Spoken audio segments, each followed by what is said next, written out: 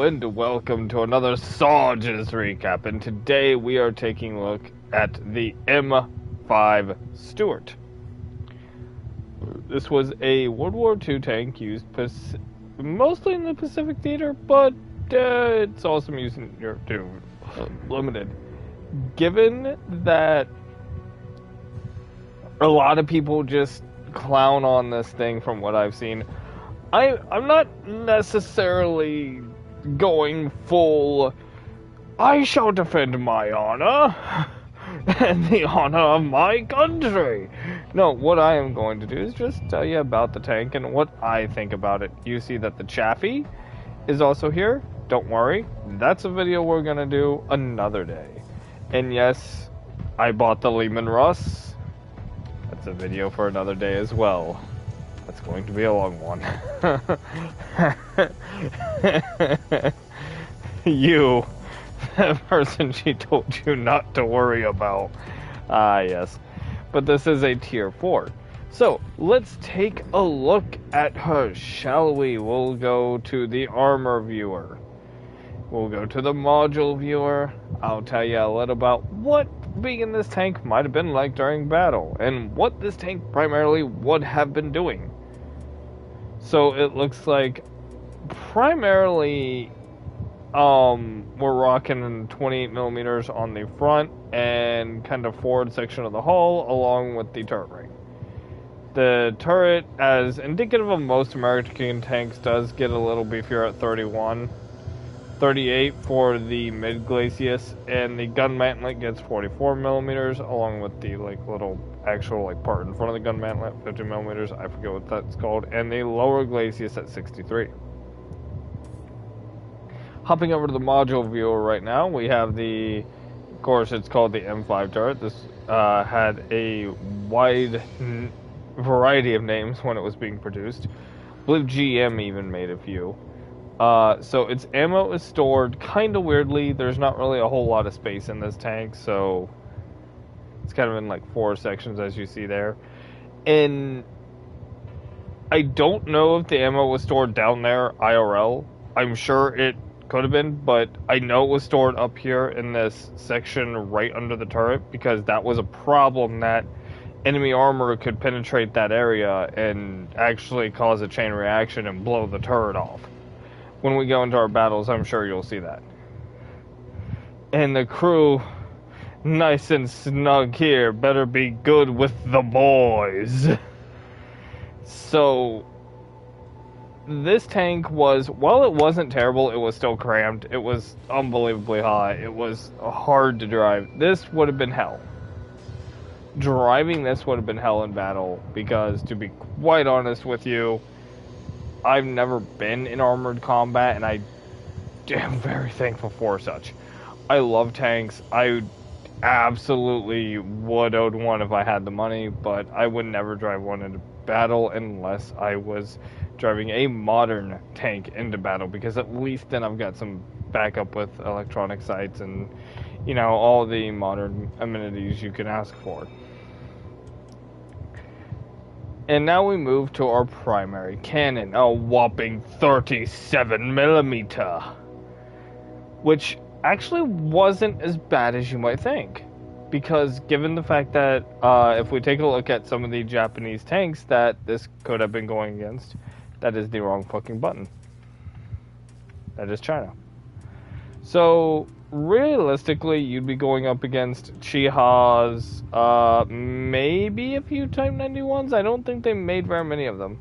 I know the Type 95 was basically a pipe dream, and these just never existed. That might have existed in a copy, a singular one. The kind of big boy for them was the Type 5 Kiho and the Chi-He. Now the Kiho, I say big boy, you might notice, Sarge has a light tank, the medium tank's above it. A lot of their medium tanks are just up-gunned lights. You can even kind of see it here. This one looks to be, thankfully, up-armored and up-gunned, but it's the same chassis. It just has more armor welded to it.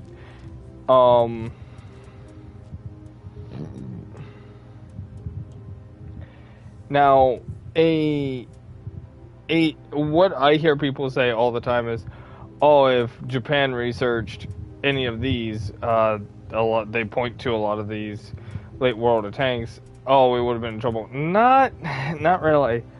The Pershing was ready by at the very tail end of World War II, and I don't see any of these dealing with Pershing fire very well. I could be wrong, but that's just my 2 cents. These medium tanks, the Type 61 may have been a problem because it was proposed to be pretty fast. But yeah, we're looking at like these guys, not the 2 tier 5s, like tier 4s and stuff. So let's now take her into battle, and we will see just what is all the fuss about the M5 Stuart. So a lot of people, myself included, just call it the M5 light tank because that's how most people refer to it.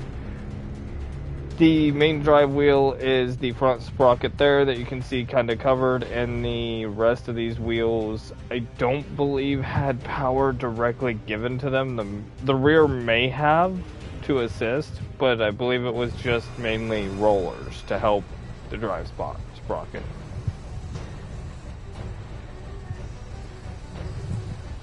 Alright, so our opponents, now this is co-op so I can still talk because I really should get back to recording videos.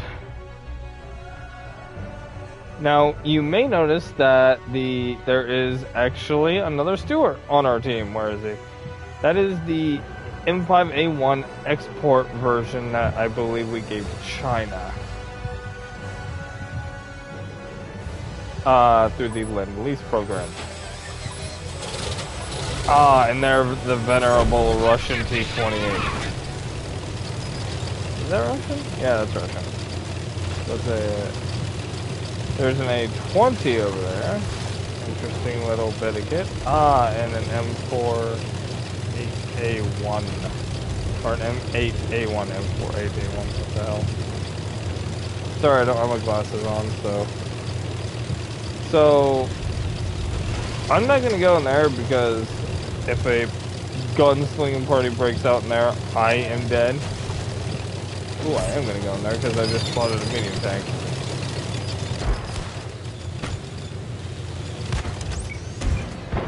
See what we can do here. That's a Panzer IIIJ. Realistically, what would this tank be doing? Oh, well, I actually... Oh, we knocked out a Panzer. Oh, we should leave. Oh... So, I'll show you what this tank would do, and that is simple.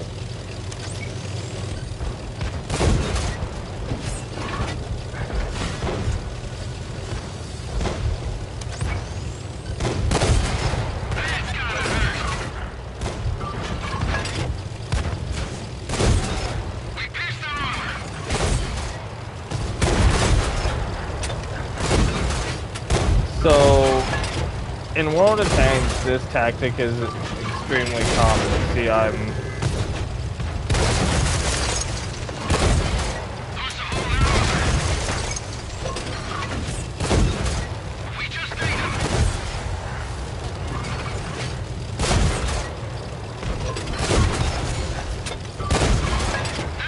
See, even though I don't really have a lot of firepower, I am doing very good damage. Take this time to reorient. And the enemies are all in there now, so we are going that way. Stuarts were primarily used for scouting and not circle strafing tanks like in this game. You would have... This is even a very generous view, but this is kind of more what we'd be seeing is...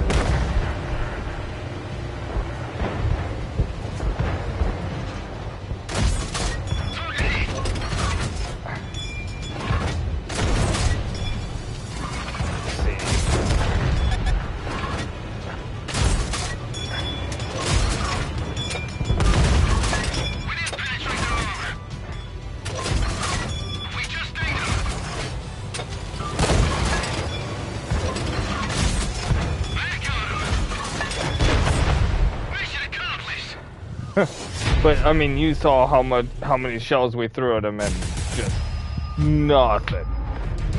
We weren't doing anything to those guys. Oh hey, MVP with 3 kills. Thank you very much.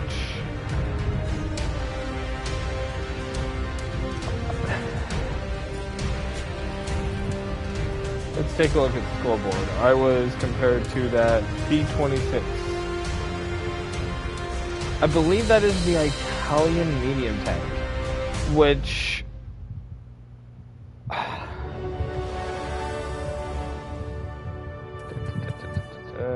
what is this trying to get? Oh yeah, it's just this BS. Then you have... I would almost get this. I'm going to buy this after this video because I do really want it.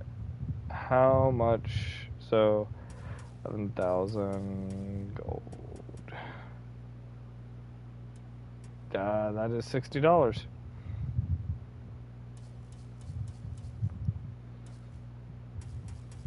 Oh wait, hold up.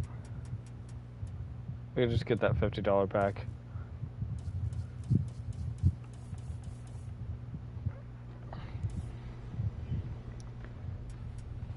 So, back to our friends in Italy.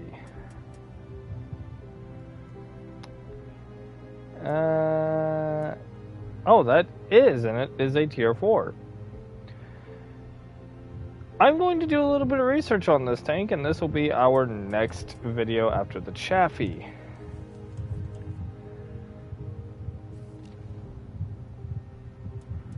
Reno Conte. So... now I want to kind of throw my personal opinion in on the M4. This was a superb scouting tank. And I can see that they moved the machine gun more so the commander could use it. That back post there, they would actually mount a machine gun so that they could use it for anti-air purposes. Which is, I find that neat. The Chaffee still has that, if you're wondering why the machine gun's back here where no one can realistically be on it while the tank's moving. That's why.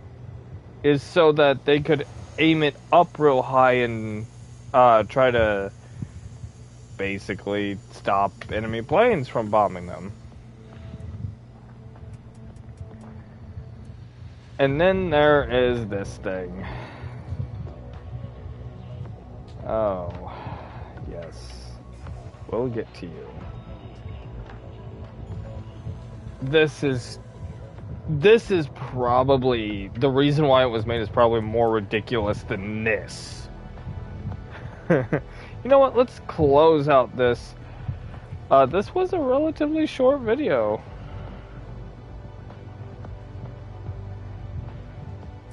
We'll go ahead and do a two-parter. We'll do the Chaffee. So, let's do a little intermission break and have us a little bit of fun with our brand, well, it's not brand new actually, I had this for quite a while. I like Warhammer 40k, don't judge. I will also say if you should buy this damn thing, because the event is ending soon, and if you want either the Nemesis or Leman Russ main battle tanks, you're gonna have to act. Only 2 ways of getting these things, and if you haven't done any of the missions, only 1. So in terms of should you buy either of these, yes, and if I had to, like, which one should you buy? The Leman Russ. The Nemesis is a modified E100 for World of Tanks. This is the Leman Russ main battle tank that is used in 40k everywhere. It is fun. It is. I have, even if I lose, I have such a smile on my face just because I got to jaunt around a map in the Leman Russ and I fired shells at things and I did tank stuff. But unironically, this is a very, very, very, very, very good tank. If you know how to use it.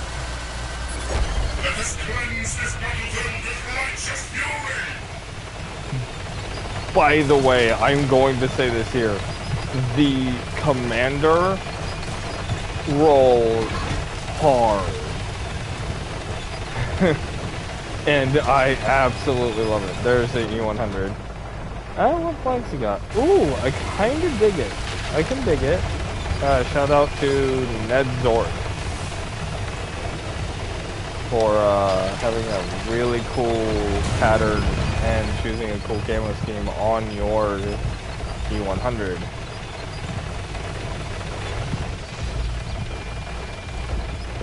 So let's talk a little bit about why the M5 light tank gets a bad rap while we are... someone is just absolutely getting mugged over there. Let's see, we're gonna silhouette pretty bad. See if we can draw.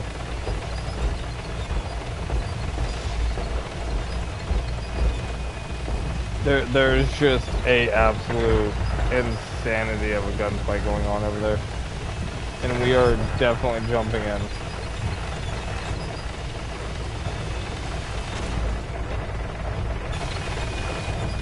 Oh, I'm not gonna hit him, but yeah, no, I didn't hit him. Nice. Oh, we have been detected. That T-54 has.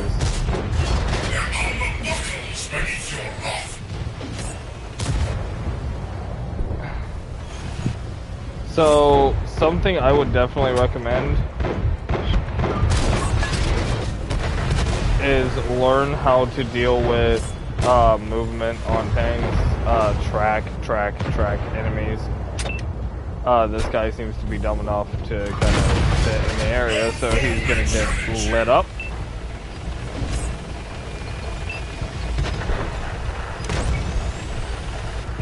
Oh yes. Give me that.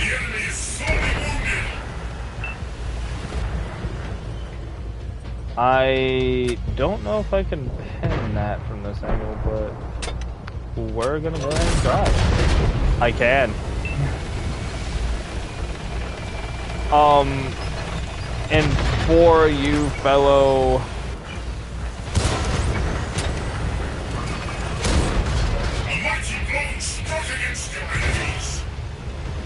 I am backing up. Hopefully this heavy tank behind me can see this guy trying to flank.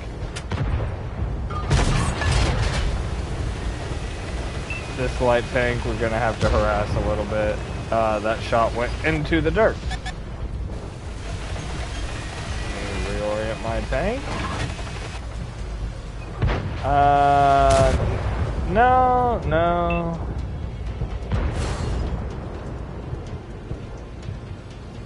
I'm probably gonna bounce this. Yeah, I bounced. Let's see. Well, can we?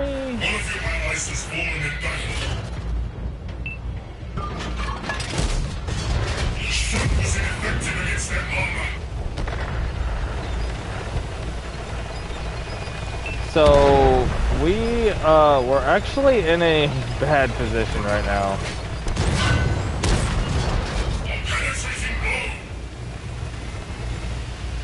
We'll have to get rid of this guy. And there's the other Lehman Ross.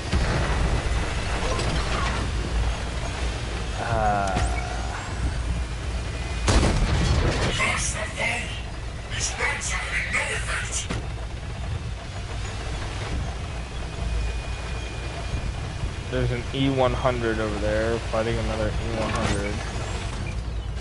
I can't really put any shots on because I'm still dealing with this rust.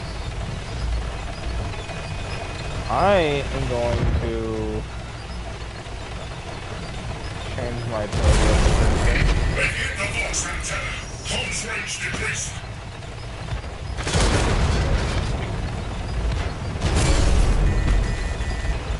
I am doing the dumb.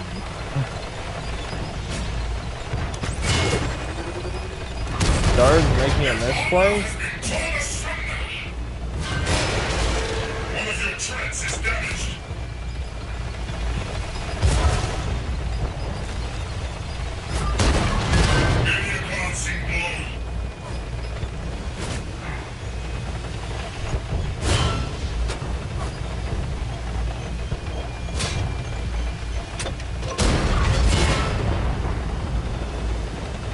I am very lucky that I am The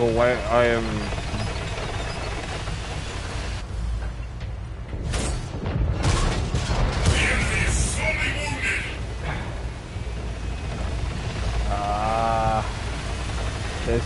this is precarious, chat. Your hatred for the foe honors the Emperor. But we can still do this. Oh, there is a E100 right there. You have lost the track. The armor holds true. I am taking the. I'm comfortable in saying that we need to back off this hill. Oh, they're both E100s. Yeah, we definitely need to back off this hill. Get this Waffle Dragon working with us here. Because we have both of our E100s are still in play. And of course, as is the Lehman Russ. I have deflected 5,500 damage. This tank absolutely can go toe to toe, and I don't think I'll hit it, but yeah. Sometimes I've noticed, at least on console, it says you can't hit, but you can. So I am not wasting ammo. I am genuinely not. Although I will not be making any silver on this battle.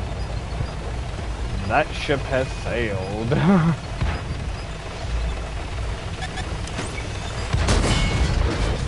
shot was ineffective. You failed to penetrate their armor. So,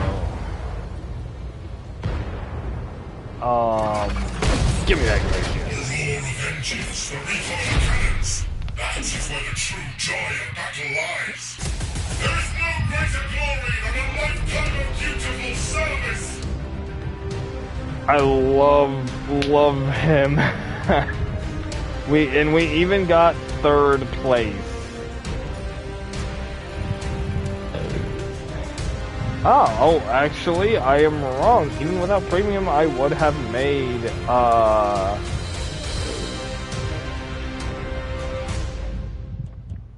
So let's see. 5,006. Oh, yeah, well, he's an E100. He's... Hits or shoot. Oh, okay. I was like, how do you have no hits or shoot? But he doesn't need to be up there trading blows. So that's the Lehman Russ. It is a absolute blast to play. Though if you run into the Nemesis, don't try to do what I did and just tank shot after shot after shot, because that thing's scary. So let's talk a little bit about the Chaffee. And let's talk about why this tank was used predominantly as a light tank and scout role, and what it still does today. Because believe it or not, chat, this thing still has a ongoing story. The final page for the Chaffee has not yet been written. So throughout the World War II and Cold War era, because this was utilized in the Cold War in a much lesser role, but it still was. This was tail end of World War II, I believe 43, without looking up the exact date on the top of my head. I do not remember, but I do know it was kind of towards the tail end of World War II.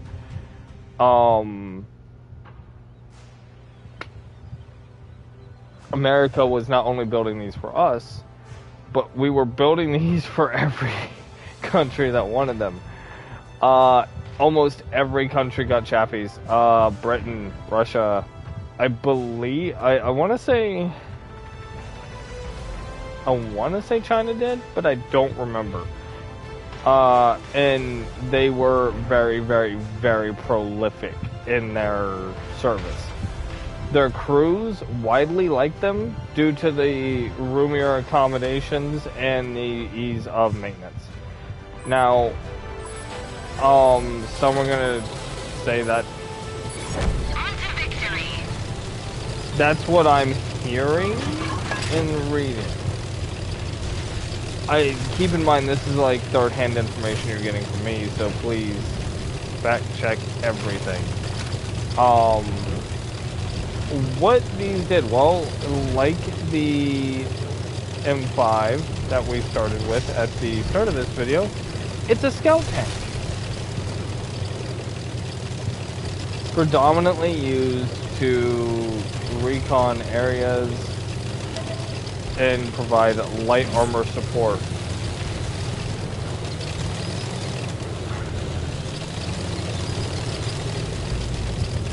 Double back here. We spotted him. We do not need to get into a fight with the tank destroyer.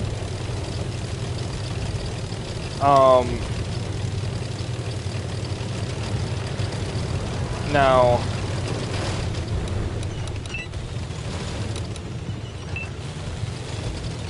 I'm in split, sorry, not good game. Two chaffies on the battlefield, and we are getting our butts handed to us. We are chat, we're getting out there. This chaffee just got pushed into primary combat.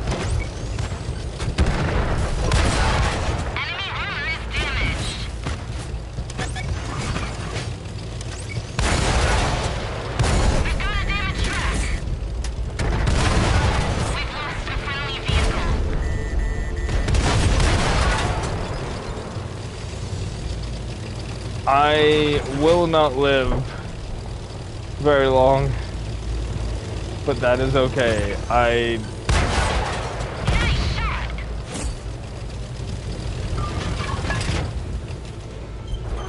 We have aided our team.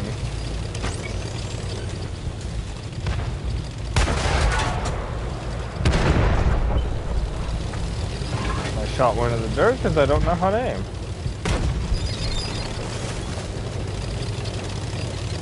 Pretty spicy turn.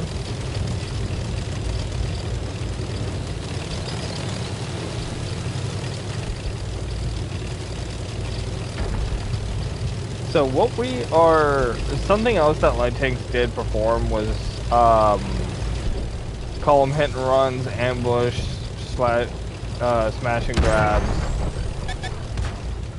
maneuvers like getting blown the fuck up. I kind of want to see this because that was a good shot. I have to give it to the computer. So, yeah, let's talk about some things that the Chaffee is still doing. Well, mostly small countries, but some countries are still using and even building their own Chafees. A few years ago, I think 2007, General Motors gave rights of production over to some smaller manufacturers over in the Middle East and over in somewhere in like not the far north, but like any small countries that basically wanted it. They gave it to them for almost nothing because this thing was, I mean, it's antiquated. We have a number of them that are in museums. We have a number of them that, believe it or not, we still use. In a sense. So tank training crews will often be told to clean up a tank, and sometimes the tanks they are told to clean up is indeed a M24 Chaffee. So they are still in service. Not in a combat role. But let's take a look at her armor, see what we got. So 25 millimeters on the front and frontal and towards the front of the side. 38 for her gun mantlet. And this one kind of goes against the grain. Because normally with American tanks, your entire upper turret is a thicker armor than your hull. This one, it is only the gun mallet. Take a look at the model viewer and see what we are dealing with. She's got 500 horsepower and a full rotation of 46 seconds, or 46 degrees a second. And carrying the M61 shell, the M72, and the M48 shell. The M24 primary gun is a 75mm M117 or M17. This is basically the tail end 76mm we were using if on some tanks. If we come over to the M4 Sherman, yes, I know, meme. You might notice I'm a troll and I have a 105 howitzer on this thing. Oh, nope. We don't need to go to battle as the Sherman. That's not what we need to do. So, the 76mm M1A1 is what the Sherman had. The M17 is sort of a variant of. It's a lighter variant. Duh. But it was kind of what they shaped up to be. By the way, there's Fury. Won't be doing a video on Fury itself, but I will be doing a video on the 4th of July all about hero tanks, and Fury will indeed be one of them, because of course it will. I put the Ohio battle flag up on it, or the Ohio State flag, because it was the only flag that looked different. And I'm actually from Ohio. So, there you go. Learned a little lore about Sarge.